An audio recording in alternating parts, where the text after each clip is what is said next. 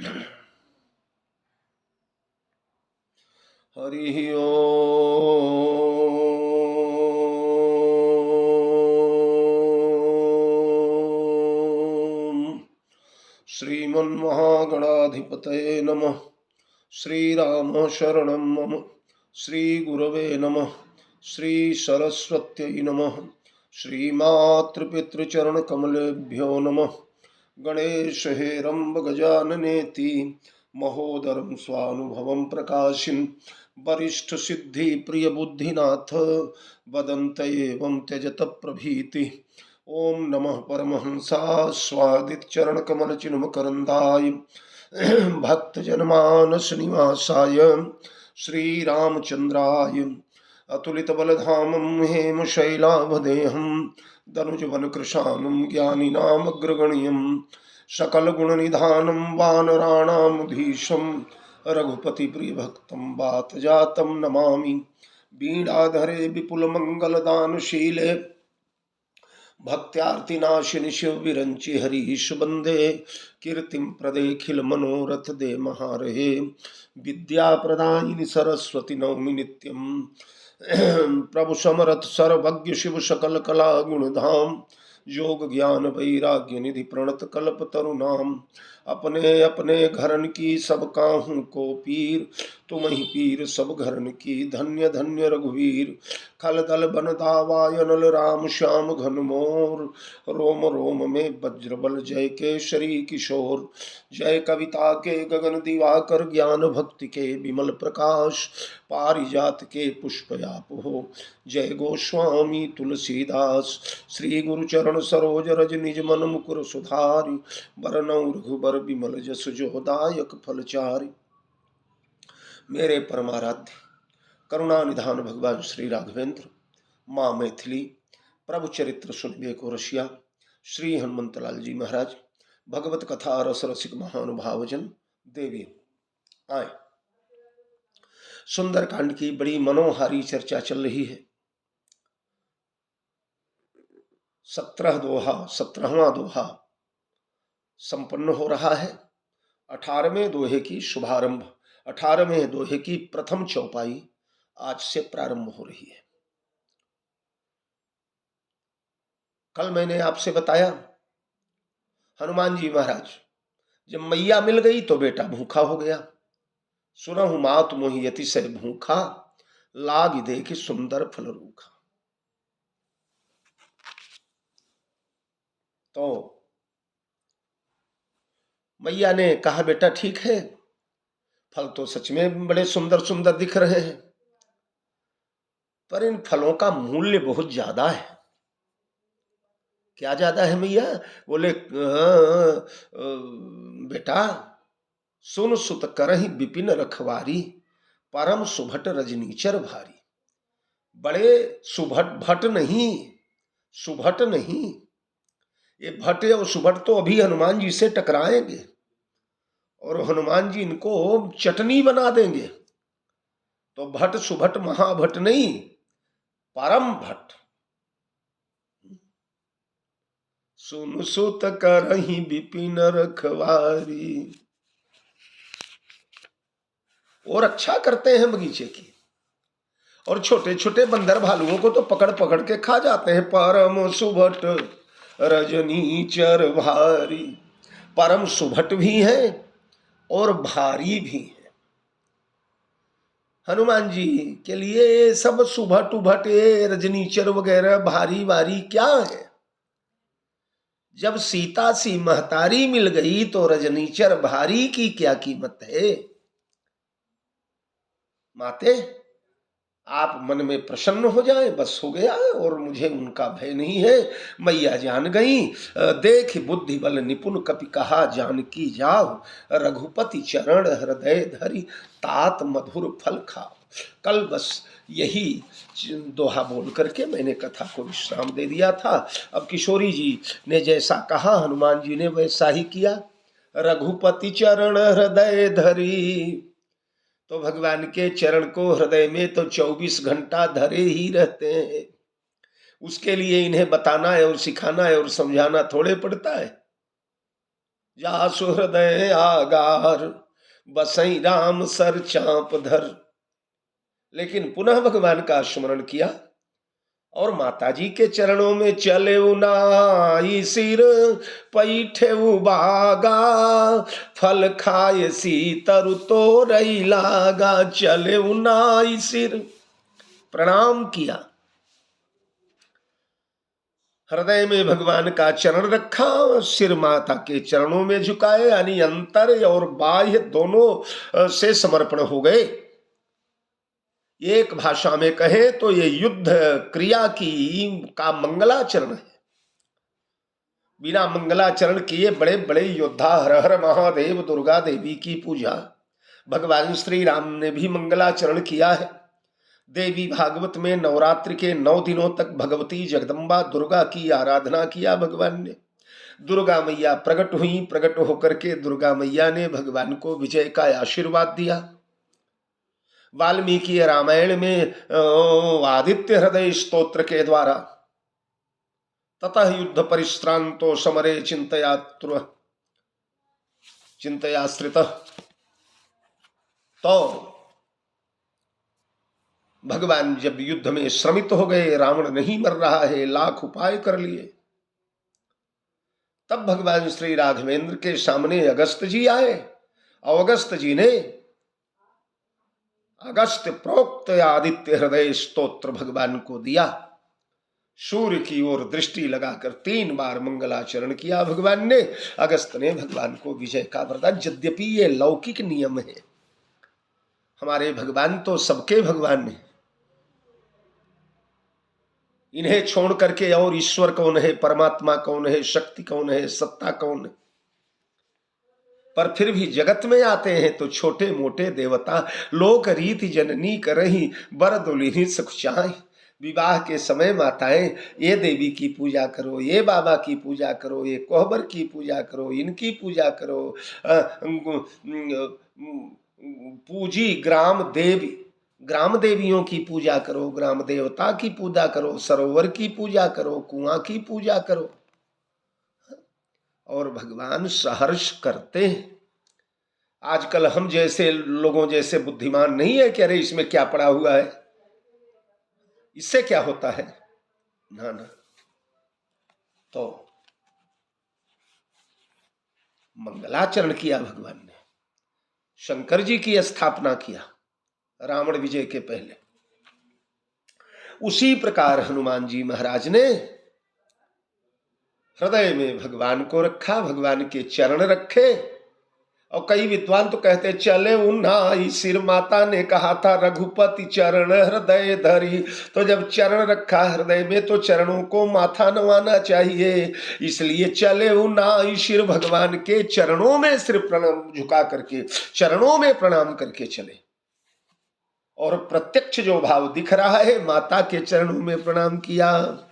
चले उन्नाई सिर पैठे बागा, बागा में प्रवेश हो गए हनुमान जी महाराज। देखिए रावण के यहां बान, बाग, उपवन और बाटिका, ये चारों हैं। बन बाग उपवन बाटिका, सरकूप बापी सोहही। सीता जी कहाँ रहती हैं? तह अशोक उपवन जह रही, सीता बैठ सोच रत यही। अशोक उपवन में जहां सीता रहते वहां अशोक वृक्षों की भरमार है, उसके बगल में बाग है। यह बाग जो है गोस्वामी जी इसे भी बागा कहते हैं, ये साधारण बाग नहीं है। ये रावण को अपने बेटे मेघनाद जैसा प्यारा है। मेघनाद ते दुलारो, मेघनाद ते दुलारो, प्राणभूत प्यारो बाग। यह मेघनाद बड़े पुत्र के समान प्रिय है। मेघनाद ते दुलारो, प्राणहू ते पारो प्यारो बाग, अति अनुराग जिय जातु धान धीर को। हाँ? पुत्र जैसा प्यारा था, इसलिए बागा है। फिर ये वो बाग है जहां के पुराने पत्तों को तोड़ते हुए पवन देवता, हाँ? समय पुराने पात झरत डरत बात। समय से जब पत्ते पुराने हो जाते हैं, सूख जाते हैं, तो पत्ते गिर जाते हैं, हवा उड़ा ले जाती है। पर रावण के बगीचे में सूखे हुए पत्तों को समय पुराने पात झरत डरत बात, पालत लालत रतिमार को बिहार सो। इस बाग को वैसे पाला जाता है जैसे कामदेव और रति का बिहार स्थल हो, क्रीड़ा स्थल हो, ऐसा बाग है।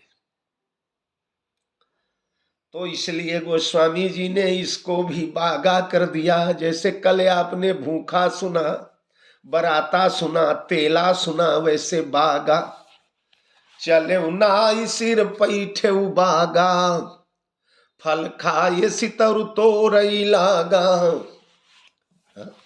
सीता जी को प्रणाम करके हनुमंत लाल जी महाराज पदबंदी दशानन बाग प्रवेश किए, कपि कुंजर राम मनाई, खान लगे हनुमान बलि फल, तोरन वृक्ष लगे खिसियाई, शोर मचे लख चारियों ओर, निशाचर सेन तबे घिरियाई, अरे प्राण अनेकन के हरिलीन, बचे सो संदेश सुनाय उजाई। हनुमान जी महाराज प्रवेश कर गए।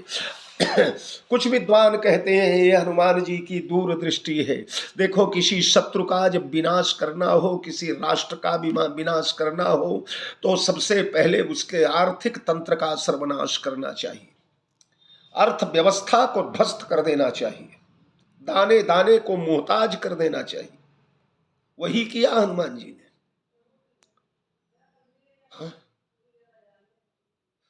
अस्त्रागार जलाया, शस्त्रागार जलाया, कोषागार जलाया, वस्त्रागार जलाया, शयनागार जलाया, क्या क्या नहीं जला।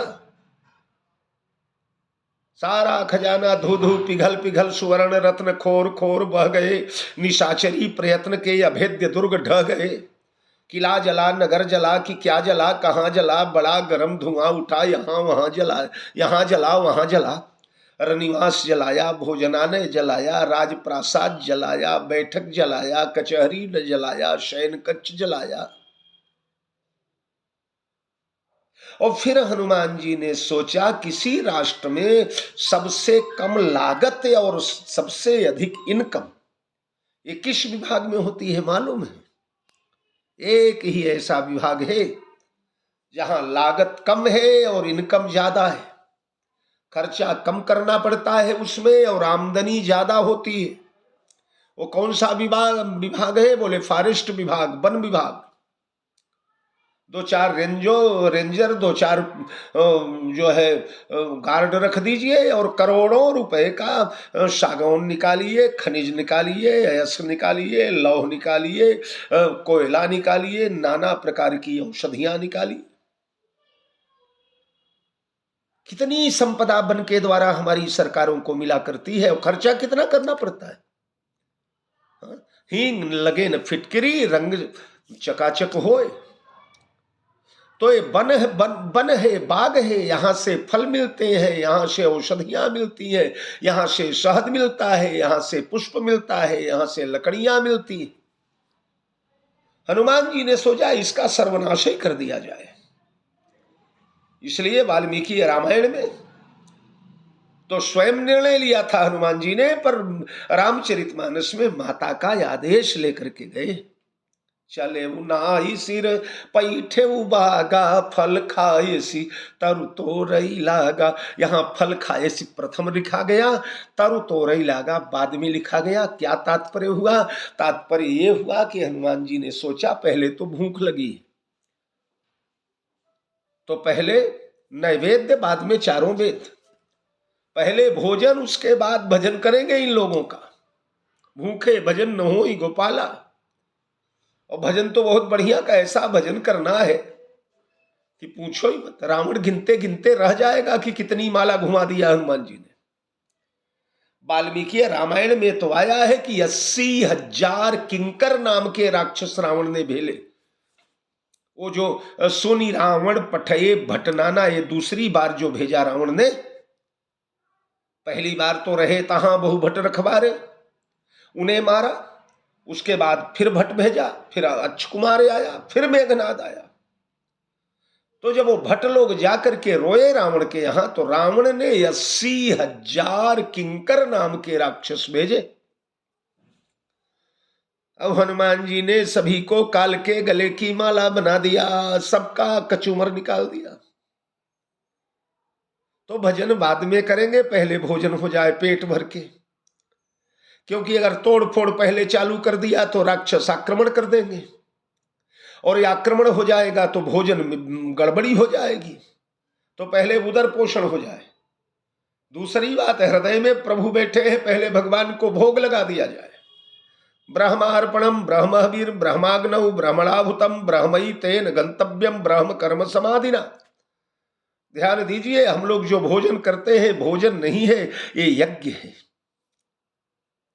ब्रह्मार्पणम ब्रह्महवि ब्रह्माग्नौ ब्रह्मणाभुतम, ब्रह्म में हवन किया जा रहा है। ब्रह्म ही कुंड है, ब्रह्म ही अग्नि है, ब्रह्म ही समिधा है, ब्रह्म ही आहुति है, ब्रह्म ही मंत्र है, ब्रह्म ही यज्ञ करने वाला है।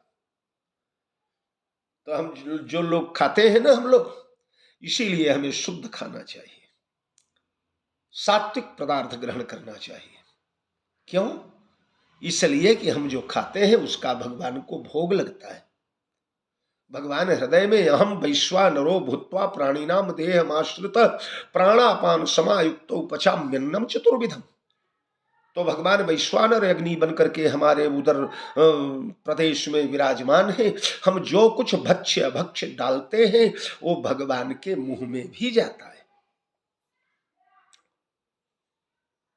तो भगवान को मानो भोग लगाने लगे। फल खाए सुई, खूब डटके खाया, पेट भर गया, डकार आ गया। तब हनुमान जी ने कहा अब शुरू किया जाए काम। तो फल खाए सितरु तोरई लागा। हनुमान जी वृक्ष तोड़ने लगे। वृक्ष क्यों तोड़ने लगे? इसलिए कि ये जन्मजात स्वभाव है। रावण ने पूछा था, तूने मेरा बगीचा क्यों उजाड़ा? तो हमारे फल क्यों खाए? तो हनुमान ने कहा, खाएं फल प्रभु लागी भूखा। मैंने फल इसलिए खाया रावण कि मुझे भूखा लगी थी, भूख लगी थी। तो रावण ने कहा ठीक है, भूख लगी थी तो चल, तूने फल खा लिया, क्षमा कर दिया मैंने, लेकिन मेरे वृक्ष क्यों उखाड़े तूने, बगीचा क्यों उजाड़ा? तो हनुमान ने कहा, ये तो हमारी आदत है बंदर की, काफी स्वभाव ते तोरे रूखा। बानर का स्वभाव है, बानर जिस फल को खाता है उस वृक्ष को भी, डाली को भी तोड़ता है। तो हमने अपने स्वभाव का परिचय दिया, स्वभाव का प्रदर्शन किया। रावण ने कहा, अरे अभागे, जब तेरा पेट भर गया, उदर तृप्ति हो गई, क्षुधा शांत हो गई, तो क्षुधा शांत हो जाने के बाद, तृप्ति हो जाने के बाद तो स्वभाव बदल जाता है मनुष्य का। हनुमान जी बड़े जोर से हंसे, बोले वाह वाह रावण, परम उपदेश कुशल बहु तेरे। मुझे बड़ा प्यारा उपदेश दे रहा है, अपनी ओर नहीं सोचा। क्या? अरे तूने अपने रनिवास में नरनाग सुर गंधर्व कन्या रूप मुनिमन मोहई, नर नाग देवता गंधर्व किन्नर विद्याधर किम पुरुष चारण मानव दानव, सबकी कन्याओं को ला ला करके 14,000 राजकन्याएं अपने रनिवास में भर करके रखा है। मंदोदरी जैसी विश्व सुंदरी रानी है। मैं तनया मंदोदरी नामा, परम सुंदरी नारी ललामा। ललाम भूता ललना तेरी अंकशाइनी है, और तेरा स्वभाव फिर भी नहीं बदला रे। इतना सब होने के बाद जगत जननी जगदम्बा जानकी को चुरा लाया, तो जब इतना बड़ा पंडित ज्ञानी विद्वान वेदांती होकर तो अपना स्वभाव नहीं बदल पाया, तो भला बता रावण मेरा स्वभाव कैसे बदलेगा? तो पहली बात तो स्वभाव है, बंदर फल खाता है तो वृक्ष को उजाड़ता है, उखाड़ता है, तोड़ता है, फेंकता है। और दूसरी बात है कि इस बगीचे से ही हनुमान जी को चिढ़ हो गई। क्यों चिढ़ हो गई? इसलिए कि इस बगीचे का नाम है अशोक वन, अशोक वाटिका है। हनुमान जी ने कहा इसका नाम अशोक है और यहां पर सीता बैठी शोक रत है। अशोक नाम रखवा करके रखा है इस मूर्ख ने और हमारी मैया को शोक दे रहा है, नाम के विपरीत कर्तव्य कर रहा है। इसलिए ये ले मारा धक्का, तड़तड़ा करके वृक्षों को तोड़ दिया। तीसरा भाव ये कि हनुमान जी महाराज वहां फल भी खाते जाते हैं और मैया का दर्शन भी करते जाते, क्योंकि मैया ने कहा है रघुपति चरण हृदय धरी मात तात मधुर फल खाओ। तो रघुपति के चरण तो हृदय है, पर हृदय में है, पर नयनों का भी लाभ तो मिलता रहना चाहिए। जगदम्बा यहीं बैठी है तो उनके दर्शन से वंचित क्यों रहे? तो जिस वृक्ष पर चढ़े हैं फल खाने, वहां से मैया को निहारते जा रहे हैं। पर कभी कभी कई वृक्ष बीच में आ जाते हैं, कई शाखाएं बीच में आ जाती हैं, पत्तों के झुरमुटे आ जाते हैं। तो जो बीच में आया मारा धक्का, हनुमान ने कहा मां के दर्शन में बाधा डाल रहा है, इसलिए ये ले, मार करके उसे चकनाचूर कर दिया। चौथी बात, माता का दुख देखा। और दुख देखने के बाद परिणाम क्या होता है? जिस बेटे की, अब बेटा अगर हनुमान जैसा समर्थ है तो माता को कष्ट देने वाले को क्षमा नहीं करेगा। हनुमान जी ने कहा मेरी मैया को रुलाने वाले, मेरी मैया को खून के आंसू बहवाने वाले, हे पापाचारी, दुराचारी, क्रूर कर्मा, ये ले, जिस बगीचे को बड़ा सुरक्षित समझ करके तूने मैया को रखा है वो तेरा बगीचा ही सर्वनाश कर दूंगा मैं। अब दोबारा कोई स्त्री यहां न रखी जाए, इसलिए तोड़ दिया। पांचवी बात, इनके देवता है, इनके पिता है पवन देवता, और पवन देवता गुलामी कर रहे हैं।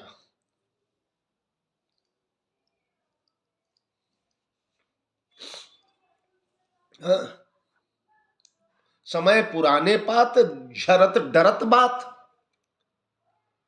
पवन देवता झाड़ू लगाते हैं रावण के यहां, गलियों की सफाई करते हैं। जब हनुमान जी आए तो देखा हनुमान जी महाराज ने पवन देवता बगीचे में सूखे सूखे पत्ते बीन रहे। बड़ी आशा से देखा पवन ने, बेटा कुछ करो, कब तक इस नीच की गुलामी करना पड़ेगा मुझे? तो हनुमान जी ने पिताजी का शोक देखा और पिता का कष्ट देख कर सहन नहीं कर पाए, इसलिए फल खाए सितरु तोरई लागा। और छठवीं बात यह है कि ये बगीचा किसका है? बोले रावण का बगीचा है। रावण क्या है? बोले मोह दशमौली तद्भ्रात अहंकार। रावण मोह है। हाँ, रावण हमारे जीवन का मोह है। तो ये मोह के वृक्ष हैं। तो हनुमान जी क्या है? बोले योगी हैं। हनुमान जी बैरागी हैं, हनुमान जी ब्रह्मचारी हैं। मोह वृक्ष को उखाड़ने का अधिकार किसका है? किसके भुजाओं में इतनी शक्ति है कि मोह के वृक्ष को उखाड़ देगा? बोले मोह पुरुष कुजोगी जिमि उर्गारी, मोह बिटप नहीं सकई उपारी। कुयोगी पुरुष से मोह का वृक्ष नहीं टूटता। मोह वृक्ष को उखाड़ने के लिए योगी चाहिए। योगी भी रहता तो जगत में ही है, लेकिन जगत के वृक्षों के फल को उदर पोषण के लिए फल तो ग्रहण करना पड़ेगा।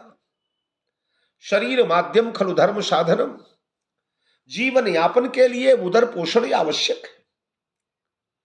पर उदर पोषण करके वृक्ष को उखाड़ के योगी फेंक देता है। उखाड़ के फेंक देने का मतलब वृक्ष का आकर्षण, वृक्ष का लगाव, वृक्ष की ममता, वृक्ष का मोह, वृक्ष का क्षोभ उसे तुरंत तोड़ के फेंक देता है, उससे लगाव नहीं रखता। नाव पानी में रहती है पर पानी नाव में नहीं आता। इसलिए फल खाए सितरु तोरई लागा। और रहे तहां जब तोड़ा, तड़तड़ाहट की आवाज हुई, धम धम वृक्ष गिरने लगे। तो रहे तहां बहु भट रखवारे, कछु मारे सि कछु जाई पुकारे। मारा प्राण अनेकन के हरिलीन, बचे सो संदेश सुनाए बुझाई। क्रोध भय दश कंधर के उर, बेगी ही अच्छ कुमार बुलायो। अले भट्ट संग हजारन ताही, निवारण के हित कीश पठायो। अरे रावण पूत को राघव दूत, निहारत ही मन में मुस्कायो। वृक्ष उखारी के डारे शीश पे, सो जमराज के लोक सिधायो। पुनि पठवाते ही अक्ष कुमारा, चला संग ले सुभट अपारा।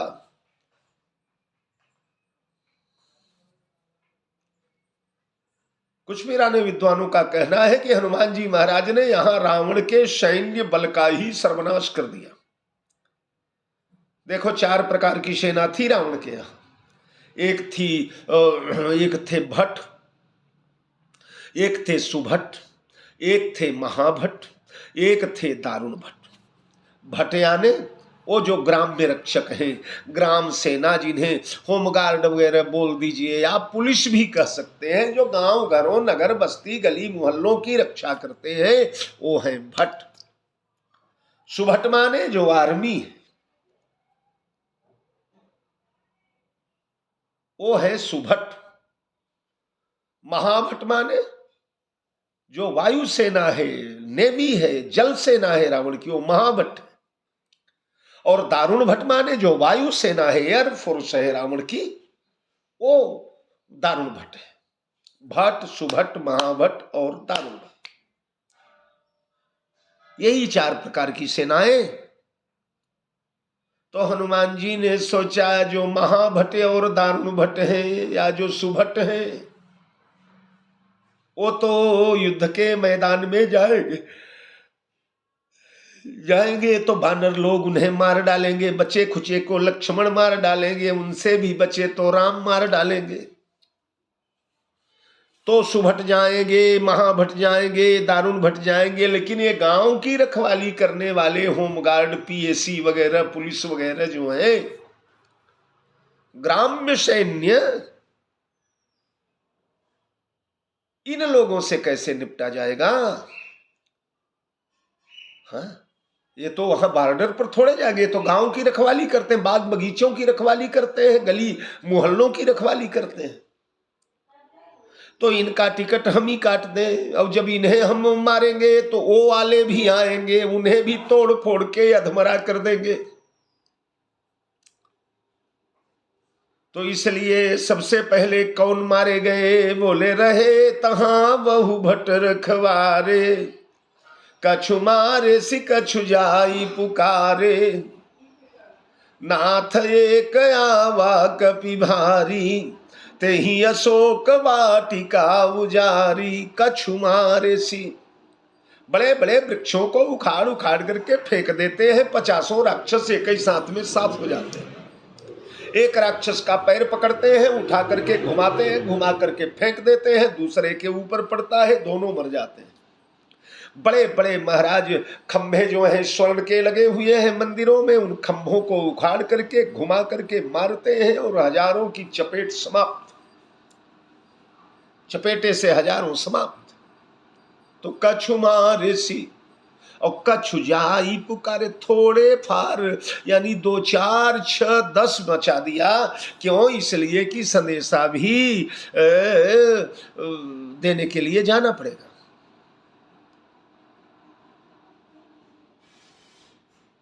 वो गए, अब बोले नाथ। कई विद्वान तो कहते हैं कि नाथ कहने का सीधा सा तात्पर्य यह है कि स्वामी आज इतना कूटा हमें कि हम अनाथ जैसे पीटे गए।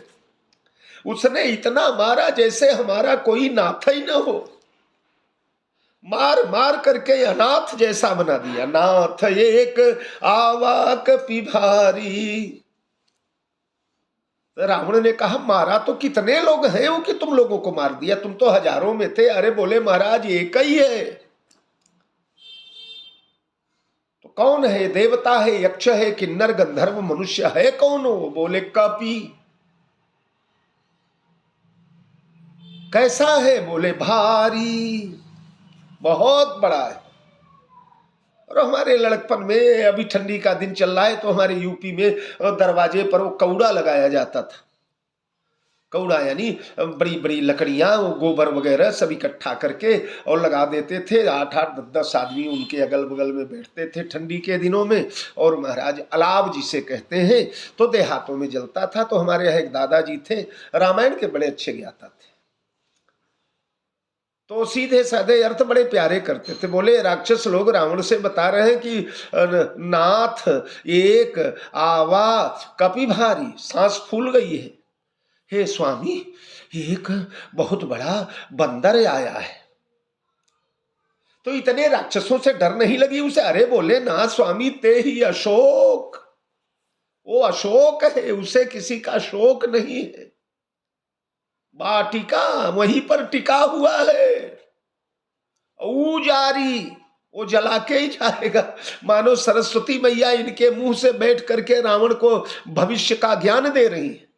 ते ही अशोक वाटिका उजारी। और स्वाभाविक अर्थ तो आपको मालूम ही है, नाथ एक आवा कपि भारी, तेहि अशोक वाटिका उजारी। स्वामी, एक बहुत विशाल बंदर आया है और उसने अशोक वाटिका को उजाड़ दिया। इसके आगे क्या हुआ, कैसा हुआ, अक्षय कुमार से युद्ध कैसे हुआ, मेघनाथ से, अब तो हनुमान जी रावण के दरबार में पहुंच जाएंगे बहुत जल्दी। बड़ी सुंदर मार्मिक कथाएं आप लोग श्रवण करें और आनंद लें। जय जानकी जीवन। बहुत